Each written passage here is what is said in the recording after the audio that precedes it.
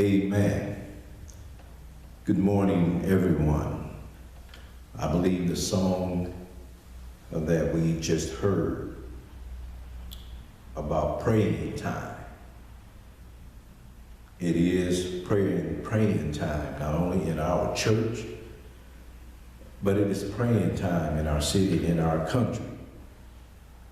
We all know what is going on as far as the COVID-19 or coronavirus is concerned. We know that it is not slowing down yet, and so due to the order that has been sent out by the governor of Wisconsin, we have to limit our time together and our gatherings in our places of worship. And I know for many of us, we never thought we would see this day come where we could not gather together in the Lord's house to worship him. But it has gotten to that point, and it is for our safety, amen, and for the safety of our families, that we not gather together as we normally would. But the Lord has blessed us. He's blessed us with all kind of technology that we can use to still be present with one another, even though we are not present with one another. We set up our online platform where we're able to record our sermons. There is a link on our website that you can go to and to click on that, and it will bring you every Sunday or every time we have an event. It will take you to the online platform website where you can view what will be taking place. I will be providing a sermon each week, and I will be doing it in this format that you see this morning. Amen. And so I do hope that you will continue to tune in and spread the word so that our membership can be connected as a community, as we should be, so that everyone has an opportunity to be a part of our worship. It's still worship, no matter where you are, it is still worship. Amen. I do want to share a couple of things with you about the online platform website. Once you get there, if you look up in the right-hand corner, you will see a donate tab. If you click that tab, it will take you straight to the Givelify app, where you are still able to give electronically. For those of you who are not comfortable or who are not set up yet, you can come by the church each Monday, and between 10 and 12, if you're able to, you can drop off your offering or your contribution to the church, hopefully your tithes and your offering. And then if you can't get out the house, just please let us know, and we will have one of our deacons who has made himself available to come by and pick that up for you, and we'll make sure everything gets brought to the church and be done as normal. But if at all possible, it would make it so much easier on our finance committee and church if you get connected online through the Givelify app and give that way, due to the fact that most banks are closing their inside lobbies. And so for our treasurer and those who work in our finance department to be able to go in and take care of business as normal, as usual, they don't have that opportunity right now. So please use that donate tab, or come by on Monday, or let us know, and we will have the deacon who has made himself available come by to pick that up. You also note that next to the donate tab is the homepage tab. The homepage tab, when you click on that, will take you to our Greater Mount Zion website. And then down on the bottom right, you will see prayer requests. If you click on that, you can enter in your name, or if you want to use a nickname for privacy, put that in, and then put your email in. Put in your prayer request, and that prayer request will come straight to my email. I will be able to get that prayer request, and then when I go in prayer, lift up your concern to the Lord. Also, you will notice on the right-hand side of the screen of the video, you will see there's 3 tabs up there. One says Feed, which is the video that's actually going on. The next one to that says Bible. And that means you can click on that and you can pull up any version of the Bible that you would prefer to use, and you can read the Word of God from there. And then I believe also down at the bottom, I believe you are able to kind of participate. I believe you can type in some of the, if you have some comments, or maybe if you just want to say amen. I believe you can do that from down there. And I'm going on now just to make sure that you will be able to do that. Amen. This is our first time doing this, and so we do pray and ask that you will have some patience with us as we do that. Yes, I believe it. I didn't pull it up, but I do believe that it is there where you will be able to communicate as far as maybe if you want to have something to say, but most of the times I just hope you're saying amen and praise the Lord, or preach pastor or something like that. Amen. But we do want you to be faithful, continue to be faithful to your church. Continue to be faithful on Sunday mornings for the worship service, and continue to be faithful in your giving to the ministry here at Greater Mount Zion. Coronavirus has stopped a lot of things, but one thing that hasn't stopped is the bills. Bills still have to be paid. So we want to encourage you to please continue to give to the church. Amen? Amen. And we will be doing it this way until further notice. Amen. Well, beloved, we're going to get ready to share the Word of God with you on this Sunday morning, and we're going to finish up our series on forgiveness and repentance. We were in the 51st number of Psalms. And so if you have your Bibles, or if you want to use the Bible on the online platform, we will ask that you would use that and go with me to Psalms 51, beginning at verse 12 and ending at verse 15. And I'll be reading out of the Holman Christian Standard Bible. And this is what you will find there. Restore the joy of your salvation to me, and give me a willing spirit. Then I will teach the rebellious your ways, and the sinners will return to you. And my tongue will sing of your righteousness. Save me from the guilt of bloodshed, God, the God of my salvation, and my tongue will sing of your righteousness. Lord, open my lips, and my mouth will declare your praise.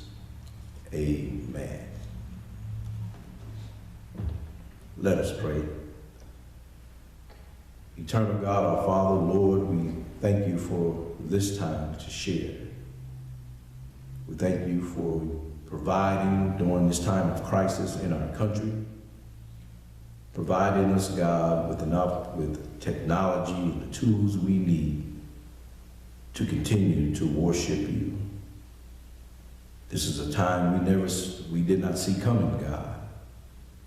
We never thought there would be a day that we would not be able to gather in your house amongst our brothers and sisters to worship you.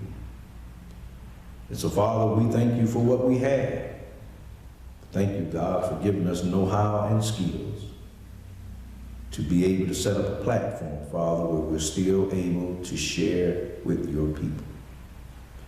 And so now that we're here, and are taking advantage of what you blessed us with. We want to hear a word from you, God. We ask that you speak to our hearts and minds. Help us to understand what your word is saying to us. As we wrap up our series on forgiveness and repentance, we pray in the name of Jesus Christ that we would all search ourselves. That God, where we see where we've strayed from you, Lord, that we would turn back to you, asking you to forgive us and then repenting of our sin, so that as we move toward Resurrection Sunday, where our Lord and Savior Jesus Christ was raised from the grave, God, we will go in with a clean heart, with an open mind, and with gratitude and praise on our lips. In the mighty name of our Lord and Savior Jesus Christ's name we pray and we thank you. Amen. Beloved, from our text, I want to share with you this morning about a request for restoration. A request for restoration.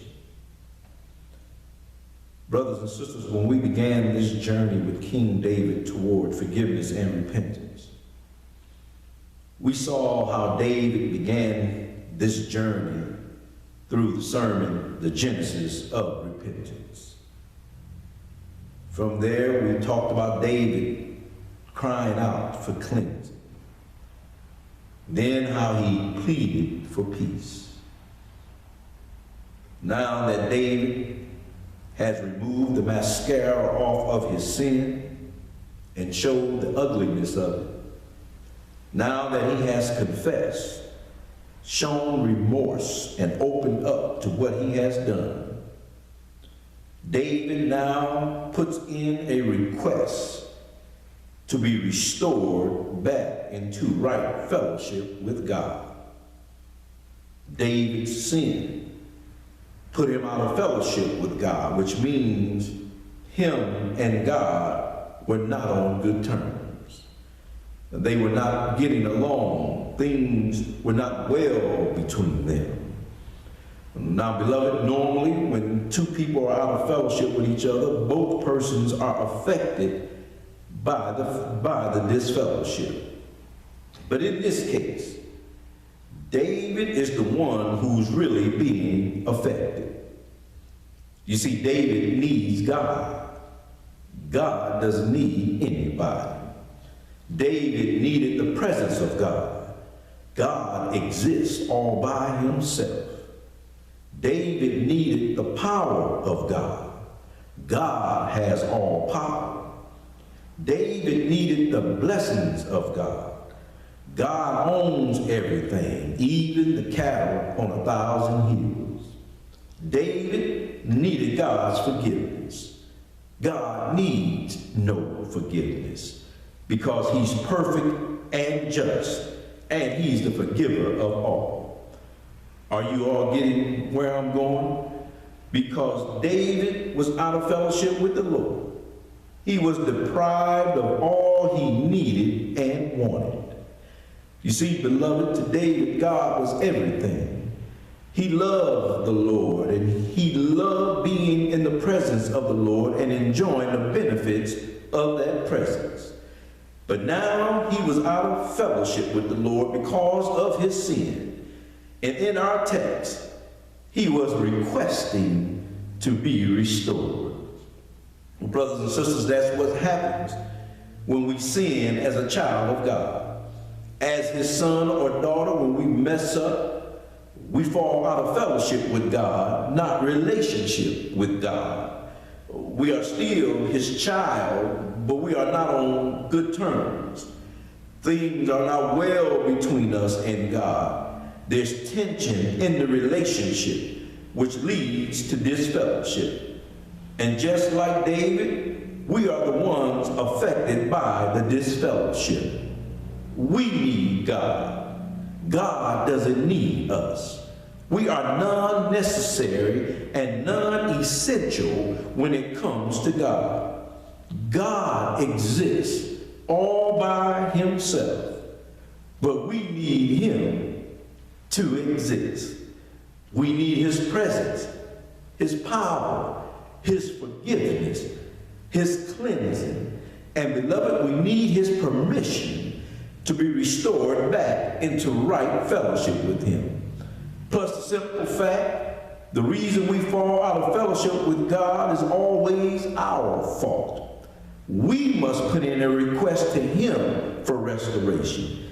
He never has to put in a request to us because he's perfect. Amen.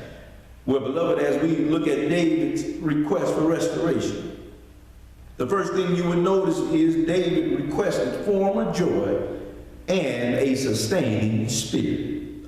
In verse 12 of our text, David requested two things from the Lord as it relates to him being restored.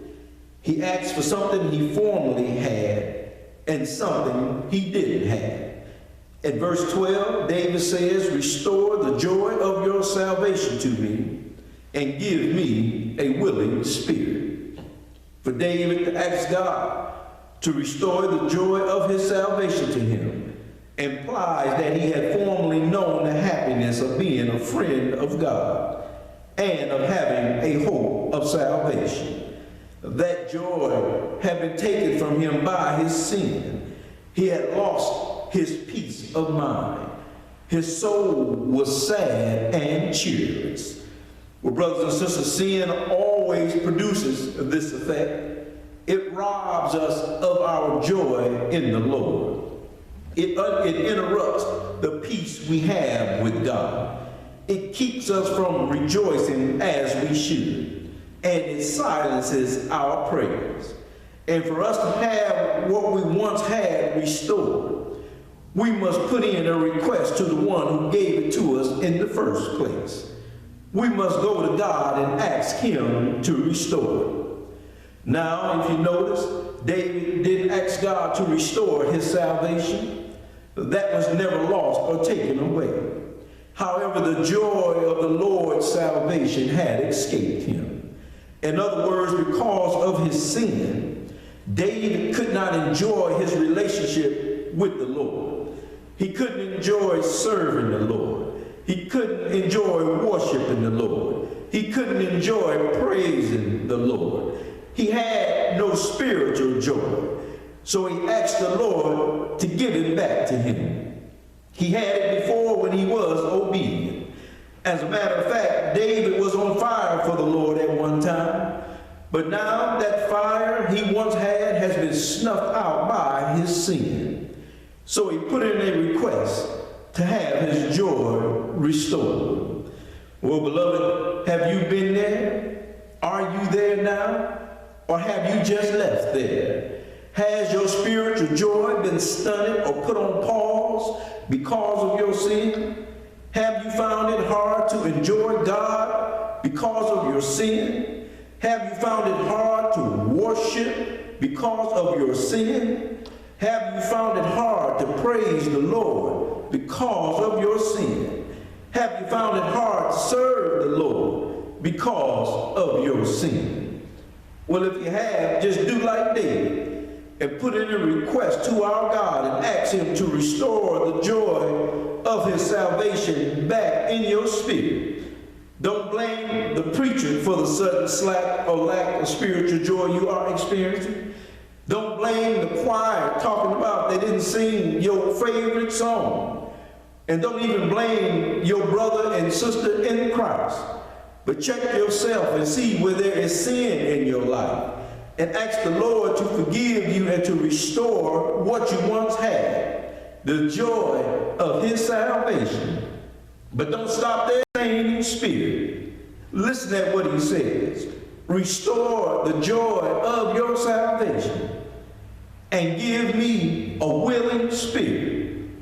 A willing spirit, beloved, is a spirit that would encourage David to delight in the law of the word of God. It is a spirit that would help David and keep him from falling, hence the word in the King James, uphold. He wanted God to place in him a sustaining spirit that would hold him and keep him from yielding to temptation. And then in verse 13, he tells the Lord, then I will teach the rebellious your ways, and sinners will return to you. By employing the word then in the beginning of verse 13, David is saying this will be the effect, God, of your gracious word.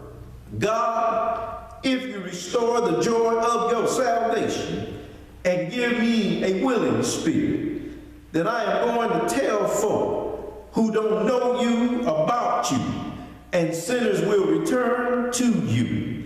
I'm going to talk about how gracious you are, and I'm going to tell it in a way that some are going to return and give their lives to you.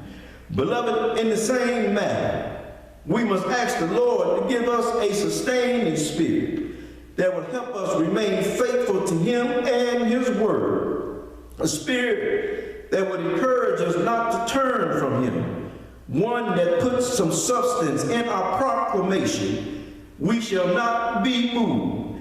And then, beloved, we must commit ourselves to tell others about the goodness of the Lord, just like David, so that some return to the Lord by receiving Jesus Christ as their Lord and Savior. The second thing we see in the text is that David requested deliverance from the guilt of murder. In verse 14 of our text, David says, save me from the guilt of bloodshed, God, the God of my salvation, and my tongue will sing of your righteousness. That word save means to deliver or snatch away. And what David was requesting from God was deliverance from the guilt of murder. When you read the sins of David, or the sins that David committed in 2 Samuel, you will find murder was on the list. He had blood on his hands and on his conscience, and the guilt of knowing that he shed the blood of Uriah, Bathsheba's husband, weighed heavily on his heart and his mind.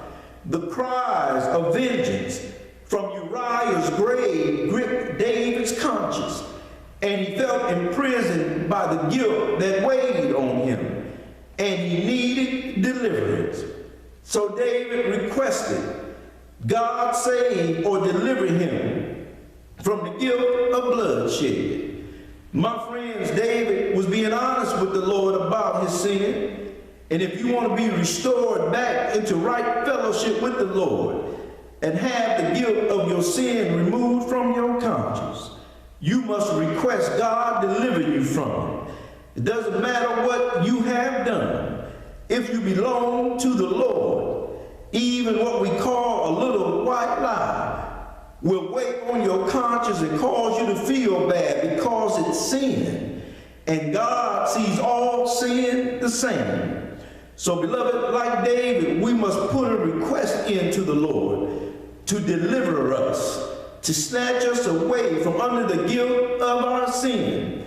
Whether it be murder, lying, stealing, cursing, mistreating folks, slandering someone's name, complaining, or just straight acting crazy and unbecoming of a child of God.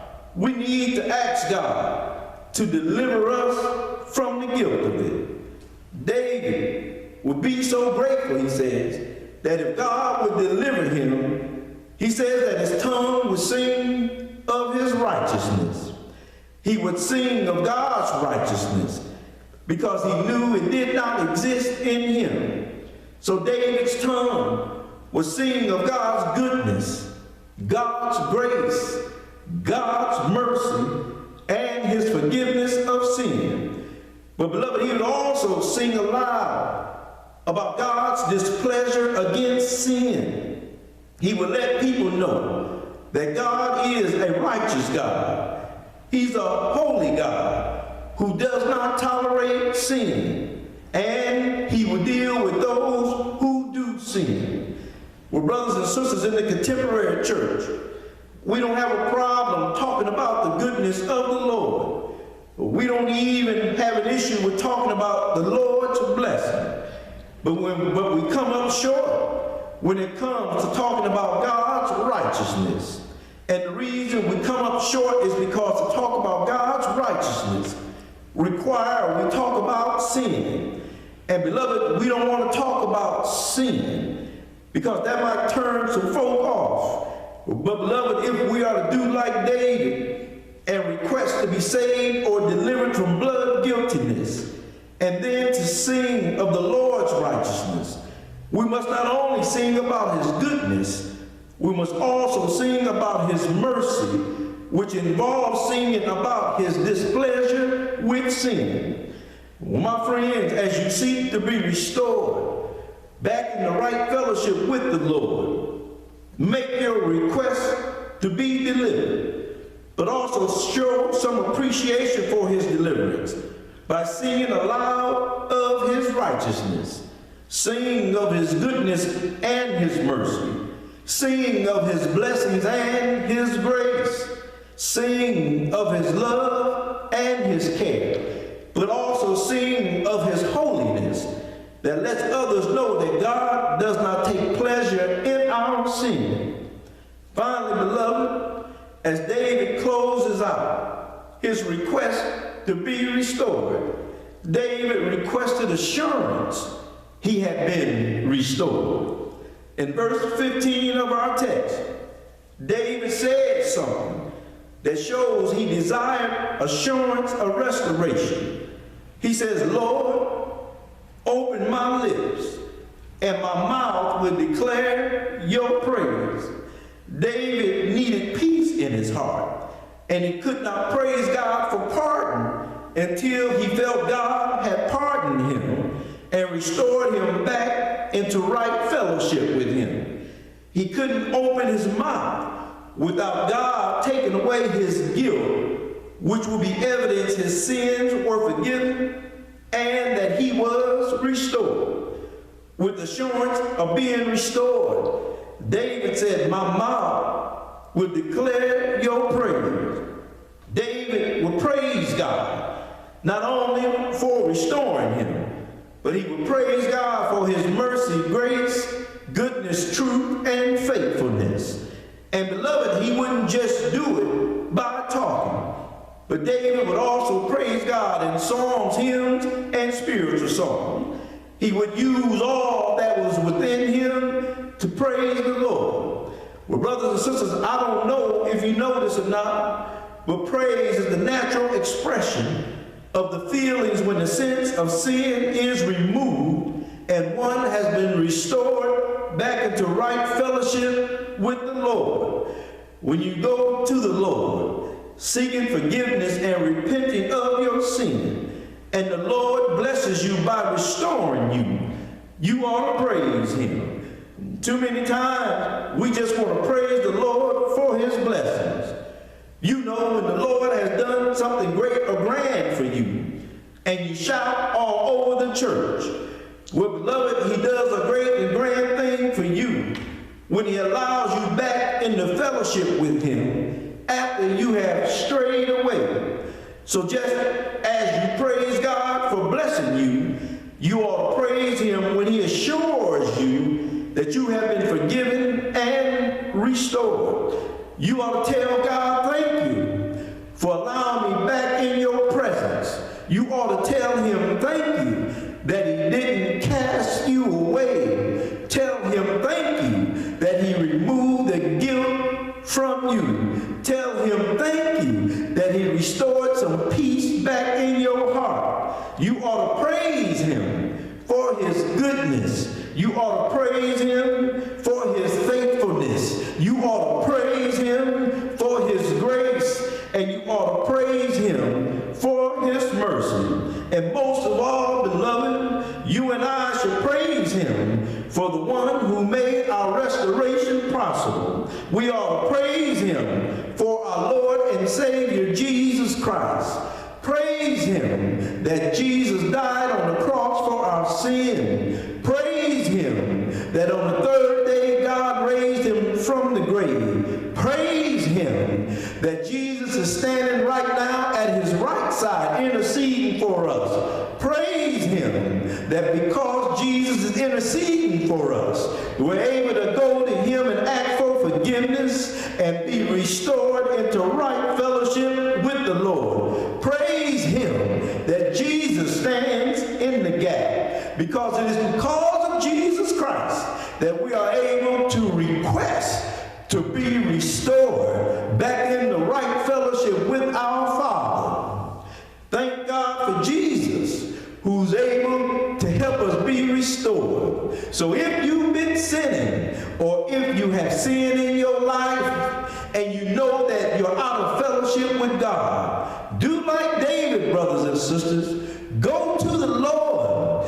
Ask him to forgive you of your sin. Tell him how sorry you are. And then turn away from your sin and turn back to serving God. And beloved, God will restore you. He'll give you the joy that you once had when you first met him. He'll remove the guilt from your soul. And he will assure you that you have been restored. Give God praise and give God thanks. Amen. Well, beloved, that's our word for today from the Lord. As we finish up our series on forgiveness and repentance, I do ask, as I asked you earlier, to search yourself. And if you know you're burdened down by a weight of sin, and that you're out of fellowship with the Lord, go to God in the name of Jesus Christ. Ask him to forgive you. Ask him to restore the joy you once had. Ask him to remove the guilt that has you weighted down. And then ask him to give you assurance in your heart that you have been restored. Well, beloved, it is at this moment I do want to extend an invitation. There may be someone watching. There may be a family member sitting with you who does not know Jesus Christ as their Lord and Savior. And so I want to extend Christ to them today. If you're watching, you don't know Jesus Christ as your Lord and Savior, I want to encourage you to receive him right now.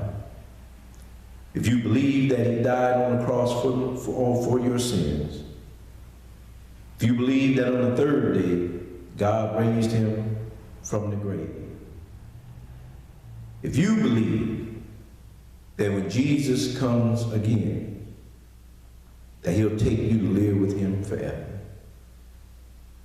then, beloved, that's salvation in a nutshell.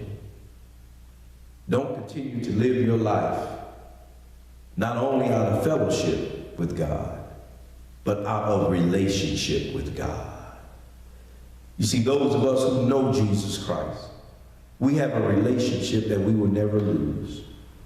He has saved us for all eternity. But every now and then we get out of fellowship with him. We sin, we do wrong, and we're not on good terms with God. But we're still his child. He still loves us. But if you have never received Christ as your Lord and Savior, you not only don't have a fellowship, but you don't even have a relationship. And to die without having a relationship with Jesus Christ means that you will be eternally separated from him forever without ever having an opportunity to receive him. So while the blood is still running warm in your veins, I want to encourage you. Give your life to Jesus Christ, and he will save you for all eternity. Amen. Let us pray. Eternal God, our Father, we thank you for your word. We thank you for Jesus Christ who enables us to be restored back to you. Thank you for a way to communicate with each other so that your word still gets to us, Father. We thank you, God, and we just ask, Father, that you would do your work down here on earth. Use your mighty power to rid this earth of the coronavirus. We ask you to do it soon, God. Not that we're demanding or commanding you, but as your children, we are asking you to please do it. Until we are able to come together again, please help us to be faithful and remain faithful to you. To tune in every Sunday at 10 a.m. to hear a word from you. In the mighty name of our Lord and Savior Jesus Christ's name, we pray and we thank you. Amen. But beloved, as we get ready to close, I do want to ask you to continue to be faithful in your giving to the ministry here at our church. Just click on the donate button. That will take you to Givelify, and you can make your donation there, give your tithes and your offering. Please remember, we are still receiving funds for our 35-year church anniversary that is coming. And so we just want to ask you to remain faithful. Because remember, we serve a God who's more powerful than any virus that has ever existed or will. And he's able to keep us and watch over us. So don't allow the news to cause you to be afraid or to be upset. Just continue to trust in the God that we serve, who is the one and only true God. Amen. Amen. Before I go, I want to share with you that there were 2 events scheduled at our church, one on the 28th of March and one on the 29th. Both of those events have been canceled. As of right now, we will not have Bible study on Wednesday or Sunday school, but as this continues, we're going to try to set it up to where we can have Bible study and Sunday school from our online platform. I pray you all stay safe, stay in the house, don't take any chances, and may God bless you and your family. Amen.